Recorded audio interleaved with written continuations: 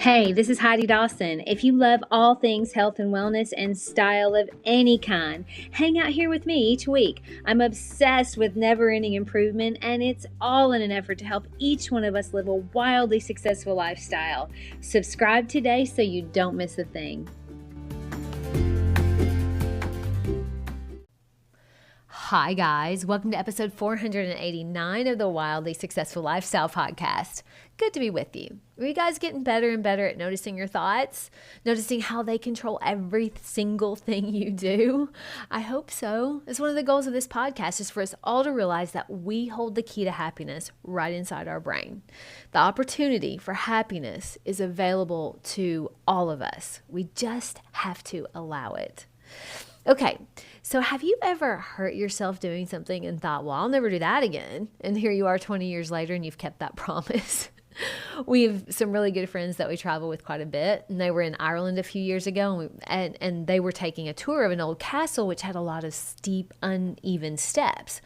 Well, one of our friends was walking with her husband when all of a sudden, she stepped wrong and down she went. She fell so hard that she ended up in an Ireland hospital with a broken collarbone. That is not how you want a trip to go.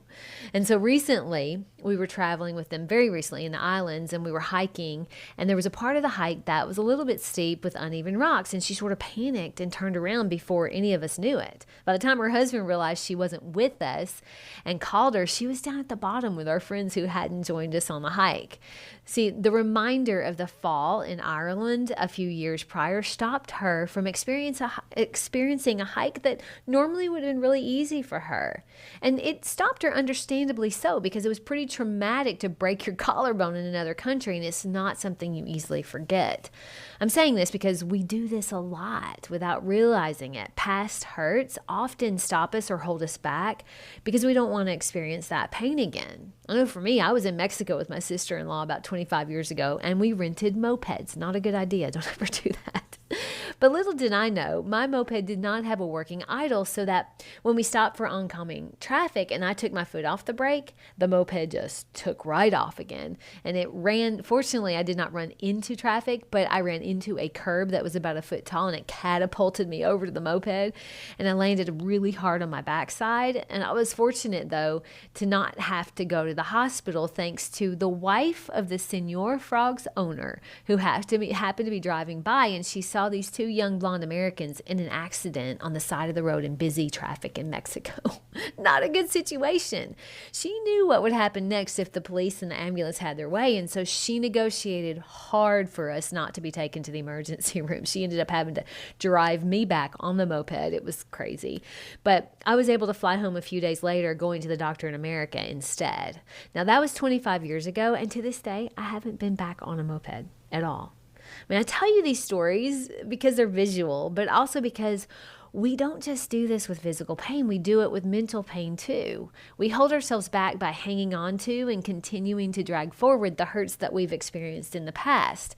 So being rejected as a teenager could keep us from ever wanting to experience a rejection again, which could hold us back from career advancements, personal relationships, intimate relationships. That list goes on. And you aren't the only one if that hits home. So many of us have to overcome rejection in some way or another. A friend of mine recently told me that his oldest son from a previous relationship was struggling in school. He was living with his mom in the inner city, and so he moved to be with my friend and his current wife so that he could go to a better school. Well, his teacher in the new school actually looked at my friend and said, "I've seen kids that come from that school and you're wasting your time. He isn't going to be able to catch up."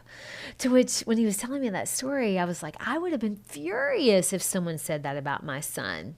He just waved it off. He goes, no, not at all. That was her belief. It was not mine. I did not take on that belief at all. So he kept working with this son as if he did not believe it. And his son he's now a sophomore in college. His belief was that he could do it. What damage, though, would that teacher have done to that child if she had said that to him instead of the dad who didn't allow it to have an effect on him? I love that story because his not taking that belief on inspires me so much. I don't have to believe everything someone else says. As I've gotten older, I realize that when you aren't controlled by past hurts and past mistakes and other people's opinions, it makes you so much more powerful. Letting go of past hurt is the actual power move. So often we cling to our past hurts as protection so that they don't happen again. But when your mind is constantly occupied with thoughts of the past, everything in your present life is seen through the filter of that past hurt. I mean, how many times have I passed up a fun opportunity because no way was I ever getting on a moped again? Lots of times. A lot of times people were like, hey, let's go take this moped tour or whatever. And I'm like, nope, not going to happen. And how many mountaintop views will my friend miss because she's not ever going to climb uneven steps again? Probably quite a few. Most of us have baggage that we carry around and we don't even realize it. I remember a story I read about hanging on to mental baggage, and it referenced how we were all given a symbolic backpack when we were young, and we really didn't know what it was for. But then we noticed that everyone had one, and the adults' backpacks were heavy and really full because they just kept adding more rocks to them. Every once in a while, they would put a rock down and leave it, but a lot of times they would put one down and pick it back up over and over again. And as you watched, you learned. And so you started doing the same. As you can probably guess, we aren't talking about actual rocks here. The rocks are just symbols.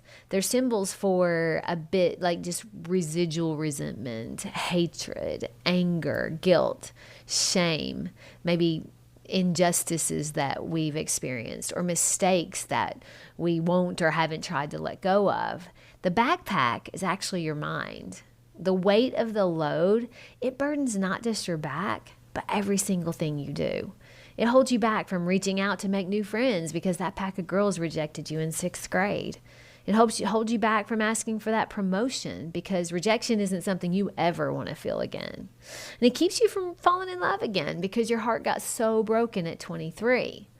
The story of the backpack and the rocks made such a big impact on me because I'm visual. I mean, I can just see and feel how heavy the burden is when we continuously drag around and add to the backpack we've carried from childhood on.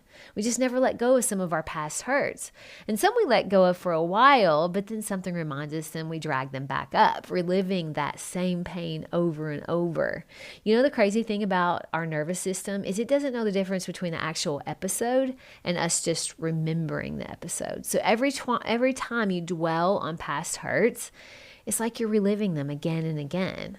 Now, I pride myself on not being able to hold a grudge or stay mad at someone. I actually used to wish that I could stay mad. But I realize now the value of letting go because as I get older, it does seem like it gets a little harder to let go of some of that past stuff. Or maybe it's just that I never really set it down and so it's gotten a little heavier over time. So just like the pain from the accident I had in Mexico keeps me from riding a moped again, the pain of rejection may keep someone from asking for a promotion or a date or opening up to any real relationship. But we've all been hurt by other people and we've all hurt other people. So sometimes in order to lighten the load of our backpacks, we have to forgive and also be forgiven. Sometimes we have to remember that just because someone says something hurtful doesn't mean we have to believe it or take it on at all. You can wave it off like my friend did. I read a quote this week that said, an insult is either sustained or destroyed, not by the disposition of those who insult, but by the disposition of those who hear it. I loved that. That's my challenge to you this week, though, is to consider what past hurts you're carrying around and how it's holding you back. We all have past hurts. It's the carrying them around that makes life harder. You could be living in paradise, but your mind can't see past the anger and hurt of the past. How would it feel to just let that go? Share this with 3 people who help lighten your load. I love you guys. I'll talk to you in a few days. Don't forget to subscribe and share with your friends because we're just going to keep going bigger and better places together, and I love that about us. Talk to you in a few days.